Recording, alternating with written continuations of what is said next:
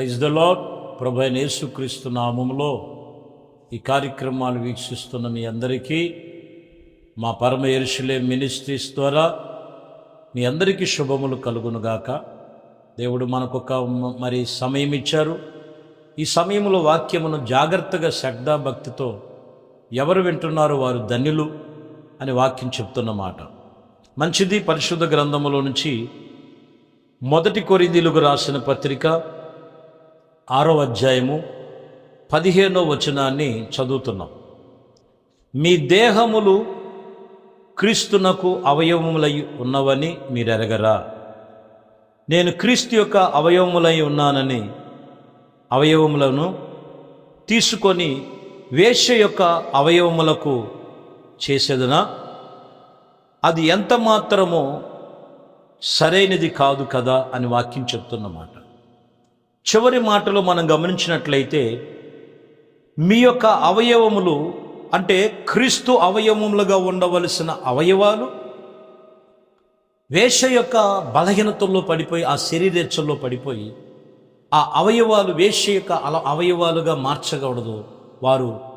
వారు శరీర సంబంధమైన ఏకమై ఉన్నారని ఇక్కడ వాక్యం చెప్తున్నమాట. కాబట్టి ఈరోజు మనం గమనించాలి, లోకములో మనిషిని పతనం చేసేటువంటి ఇదొక మరి తలంపు ఏంటో తెలుసండి. శరీరేచ్ఛలు ఎక్కువైపోయినాయి, అక్రమ సంబంధాలు ఎక్కువైపోయినాయి, పాప సంబంధాలు ఎక్కువైపోయినాయి. దాన్ని ఏమంటారంటే బైబిల్లో వ్యభిచారము. వ్యభిచారం అనేటువంటి శరీర కోరికలు, శరీర బలహీనతలు ఆ మనిషిని పతనం చేస్తున్నాయి. గమనించాలి, నీ అవయవము నీ శరీరము, నీ అవయవములు దేవుని ఆలయమై దేవుని యొక్క దేహము క్రీస్తు యొక్క అవయవములుగా ఉన్నాయని జ్ఞాపకం చేసుకోవాలి. ఈ అవయవములు దేనికి వాడబడుతున్నాయనంటే వాక్యం చెప్తున్న మాట వేశ్యకు, పాపమునకు, శరీర కోరికలకు వాడబడుతున్నట్లుగా చిన్నలు మొదలుకొని పెద్దల వరకు ఈరోజు ఈ యొక్క పాపములో పడిపోయినటువంటి ట్రాక్లోకి వెళ్ళిపోతున్నారు. చాలా జాగ్రత్తగా గమనించాలి. దాని వలన వారి శరీరములు పాడైపోతున్నాయి, జ్ఞాపకం చేసుకోవాలి. 2వ పేతురు రాసిన పత్రికలో 2వ అధ్యాయం 14వ వచనంలో చూస్తే, వ్యభిచారుని చూసి ఆశించి పాపము మానలేని కనులు కలిగిన వారిని అస్థిరులైన వారు మనస్సును మరులు కొలుపుచు లోబత్తమందు సాధకము చేయబడిన హృదయము గలవారిని శాపగ్రస్తులై ఉండి.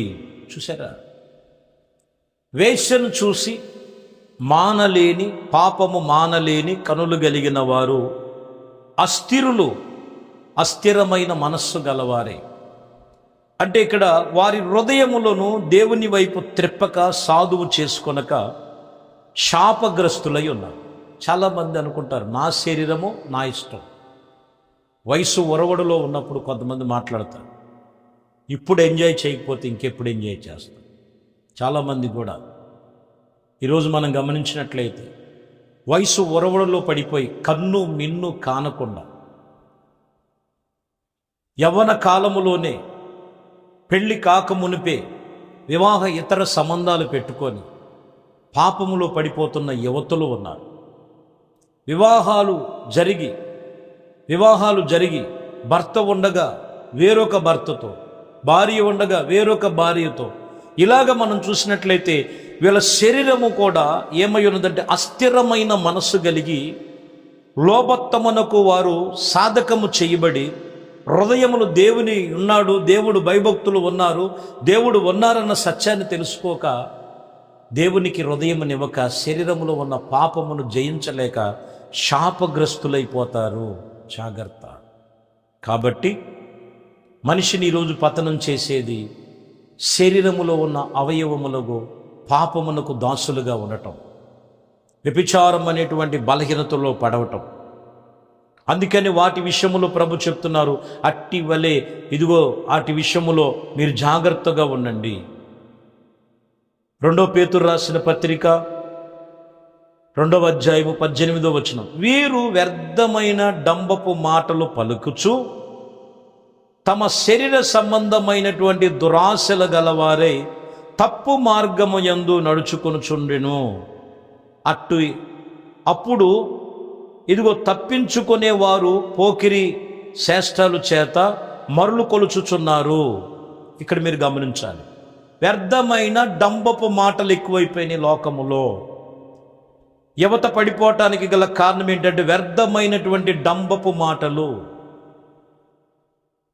వ్యర్థమైనటువంటి వాటిని, అశ్లీలమైనటువంటి చిత్రాలు, వ్యర్థమైనటువంటి మాటలు, వ్యర్థమైనటువంటి మాటలతో పాటు తమ యొక్క శరీర సంబంధమైనటువంటి ఇదిగో వాటి విషయములో దురాశతో కలిగినటువంటి వాటి మీద వారు తప్పు మార్గములోకి వెళ్ళిపోతున్నారు. బంగారపు భవిష్యత్తు పాడు చేసుకుంటున్నారు, పాపానికి అప్పగించుకుంటున్నారు. పాపం వల్ల వచ్చు జీతము మరణమనే సత్యమును తెలుసుకోలేకపోతున్నారు. కాబట్టి ప్రియమైన దేవుని బిడ్డలారా, వాక్యం చెప్తున్న మాట, నీ శరీరము, నీ అవయములు, నీ ప్రాణ ఆత్మ శరీరములు, నీ దేహము దేవుడిచ్చాడు. తల్లి గర్భములో పిండముగా నిర్మించిన వాడు ఆయనే. భూమి మీద పంపించి నిన్ను ఒక ప్రణాళిక ఉన్నది నీ మీద. శరీర సంబంధమైన కోరికల్లో, శరీర సంబంధమైన పాపములో, శరీర సంబంధమైన వ్యసనములో పడిపోయిన వాడు, ఇదిగో పాపము మానలేని కలిగిన వాడు, వాడు శాపగ్రస్తుడై ఉన్నాడు, అస్థిరమైన మనసు గలవాడై ఉన్నాడు. అందువలనే వాక్యం చెప్తున్న మాట, యెషయా గ్రంథం 1వ అధ్యాయం 16వ వచనములో మీరు చదివితే, మిమ్మల్ని కడుగుకొనుడి, శుద్ధి చేసుకొనుడి, మీ దృష్టిని నాకు ఇదిగో మీ దృష్టికి నాకు కనబడుచున్నవి, వాటిని మీరు తొలగిపోయి రండి. ఏమన్నదంట? దుష్టత్వమును దేవుడికి కనబడుతుందంట. మిమ్మల్ని కడుగుకొనండి, శుద్ధి చేసుకోండి. మీ పాపము రక్తము వలె ఎర్రని వైరను ఎమము కంటే తెల్లగా మార్చుకొని శుద్ధి చేసుకో. లేని ఎడల నా దృష్టికి మీరు నాకు కనబడుతున్నది ఏంటిదంట? ఆ పాపము యొక్క దోషం, శరీర సంబంధములు, శరీర కోరికలు, శరీర వాంఛలు. చిన్న వయసులోనే వాళ్ళకు చూడండి, వాళ్ళు ఎలా కలుగు చేస్తుందంటే వ్యర్థపు మాటలు, దురాశ కలిగినటువంటి మాటలు, వ్యర్థమైనటువంటి తలంపులు. ప్రియమైన దేవుని బిడ్డలారా, చాలా జాగ్రత్తగా గమనించాలి. ఇవి కడుగుకోకపోతే, వీటిని బట్టి మనం చాలా జాగ్రత్తగా వాళ్ళు దేవుని వైపు త్రిప్పుకోకపోతే, వాక్యం చెప్తున్న మాట, ఏ మనుష్యుడు కూడా దేవుడిచ్చే ఆశీర్వాదం యొక్క అనుగ్రహం పొందుకోలేడు. యాకోబు పత్రికలో 1వ అధ్యాయము 7వ వచనంలో చదివితే, అట్టి మనసుడు దిమనస్కుడై తన సమస్త మార్గము యందు అస్థిరుడు గనుక, అంటే స్థిరమైన మనసు లేదు ఇతనికి, ఈ వ్యక్తికి అస్థిరుడు గనుక ప్రభు వలన తనకు ఏమైనా దొరుకునేమో అని తలంచొద్దు. ఏమీ దొరకదు. ఆ అస్థిరమైనటువంటి వాటి మీద మనస్సు తీసుకొని స్థిరమైన దేవునితో మనసు కలిగి ఉంది. వివాహ సమయం వచ్చినప్పుడు వివాహాన్ని జరిగించువాడు ఆయన. నీ కుటుంబ జీవితాన్ని ఒక ఉన్నత స్థితిలోనికి నడిపించువాడు ఆయనే. ఆయన్ని కాదని, దేవుణ్ణి కాదని చిన్న వయసులోనే పాపములో పడిపోయి, శరీరేచ్ఛలో పడిపోయి దుర్మార్గులుగా, దుష్టత్వానికి తమ శరీరములు అప్పగించుకునేటువంటి తలంపులు ఉండకూడదు. వాళ్ళకి ఏమీ దొరకదు, ఎందుకంటే అస్థిరమైనటువంటి తలంపులు. ఇంకొక మాట ఇందులో మనం చదువుతున్నాం, 4వ అధ్యాయం 4వ వచనం యాకోబు పత్రికలో, వ్యభిచారులారా, ఈ లోక స్నేహము దేవునితో వైరమని మీరు ఎరగరా? కాబట్టి ఎవడైనా ఈ లోకముతో స్నేహము చేయగోరిన వాడు దేవునికి శత్రువగును. చూసారా? వ్యభిచారుల వారులారా, ఈ లోక స్నేహము దేవునితో వైరం. ఎవరితో నీ స్నేహం? అక్రమమైన ఆలోచన చెప్పేవాళ్లతోనా? సక్రమమైన మార్గములు నడిపించే దేవునితోనా? దేవుని సంఘముతోనా? కొంతమంది చూడండి, మంచి మాటలు చెప్పి దేవుడి మాటలు చెప్పే వాళ్ళకి నచ్చరు, వినరు. తప్పు మార్గములు నడిపించేటువంటి వారి మాటలతో, స్నేహంతో ఎక్కువ చేస్తుంటారు. వాళ్ళకి చాలా వినసొంపుగా ఉంటాయి. ఈరోజు దేవుడి వాక్యం చెప్తున్న మాట, ఇదిగో ఈ లోక స్నేహము కాదు, దేవునితో నువ్వు స్నేహం చేయి, దేవునితో స్నేహం చేయి. 1 కొరింథీయులకు రాసిన 1 యోహాను పత్రిక రాసిన పత్రికలో 2వ అధ్యాయం 16వ వచనంలో చూస్తే, లోకములో ఉన్నదంతా కూడా శరీరాశ, నేత్రాశ, జీవపు డంబం తండ్రి వలన పుట్టినవి కాదు. లోకంలో ఉన్నదంతా ఏంటిదంట? శరీరాశ, నేత్రాశ, జీవపు డంబం. ఇది దేవుడి వలన కలిగినక. ఈరోజు నీలో ఏ ఆశ ఉంది? నీ మీద నీ తల్లిదండ్రులు ఒక ఆశ కలిగి ఉన్నారు. నువ్వు ఒకవేళ ఇదిగో దేవుని సన్నిధిలో వాక్యం వింటున్నటువంటి వివాహము జరిగి ఒక తండ్రి పాత్రలో, ఒక భార్య పాత్రలో, ఒక కుటుంబ పాత్రలో ఉన్నావా? ప్రభు నీ మీద ఒక ఆశ కలిగి ఉన్నాడు. లోకములో ఉన్నదంతా కూడా శరీరాశ, నేత్రాశ, జీవపు డంబం. ఇవి దేవుని వల్ల కలిగినవి కాదు. వయసు అనే ఒరవడులో పడిపోయి మనిషి పతనములోకి వెళ్ళిపోతున్నాడు, శాపములోకి వెళ్ళిపోతున్నాడు, అస్థిరమైన తలంపుల్లోకి వెళ్ళిపోతున్నాడు, నానా విధమైనటువంటి బాధల్లో పడిపోతున్నాడు. భర్త కాదని వేరొక భర్తకు అలవాటు పడి తన భర్తను చంపుకున్నటువంటి స్త్రీ ఉన్న లోకం ఈరోజు మనం గమనించాలి. ఇది కేవలం వ్యభిచారము ద్వారానే. భార్య ఉండగా వేరొక భార్యతో ఇది అలవర్చుకొని ఆ భార్యను చంపినటువంటి లోకం.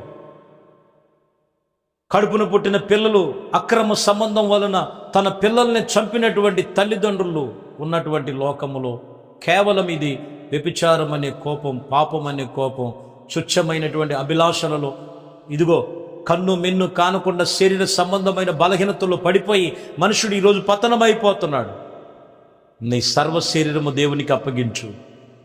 నీ కుటుంబం క్షేమం, నీ బిడ్డలు క్షేమం, నీ కలిగిన సమస్తమును క్షేమముగా ఉంచి పరిశుద్ధమైన పవిత్రమైన చేతులతో వాక్యమనే ఉతక స్థానము చేత నీవు హృదయమును కడుగుకో. ఎంత ఘోర పాపినైనా క్షమిస్తాడు. యేసుప్రభు వారు చెప్పిన మాట అదే. తెలుసో తెలియకో పాపం చేసావు, వ్యభిచారంతో పట్టబడ్డావు, ఇక మీదట నువ్వు పాపం చేయొద్దు. శిక్షిస్తే నేను శిక్షిస్తా, కానీ నేను శిక్షించట్లా, నిన్ను నేను క్షమిస్తున్నా. యేసుప్రభు వారు ఎంత ఘోర పాపినైనా క్షమిస్తాడు. ఎప్పుడంటే నీ మనసు ఆయన వైపు త్రిప్పి, ఇక మీదట నేను ఆ తప్పులు చేయను, ఇక మీదట నేను ఆ పాపము చేయను, ఇక మీదట ఆ శరీరేచ్ఛలో నేను పడను ప్రభువా అని తీర్మానం చేయి. దేవుడు నిన్ను ఎంత భయంకరమైన స్థితిలో ఉన్నా అక్కడి నుంచి లేపుతాడు. ఎందుకంటే బైబుల్లో మగ్ధలేని మరియ పాపాత్మురాలైన స్త్రీ, సమరయ ప్రాంతంలో సమరయ స్త్రీ, వ్యభిచారముతో పట్టబడినటువంటి ఆ స్థితిలో ఉన్నటువంటి స్త్రీ, ఆయన కృపలో వారిని మార్చి ఈరోజు నీ జీవితం ఎలాంటిదైనా కానీ నీ దేహము దేవుడిచ్చినటువంటి ఆలయముగా మార్చుకో. దేవుడు నిన్ను అన్ని విషయములో ఆయన కృపలో నిన్ను తృప్తిపరిచి ఇదిగో దేవుని యొక్క దేవాలయముగా నిన్ను మార్చునుగా. కళ్ళు మూసి ప్రార్థనలో ఏకీభిద్దాం.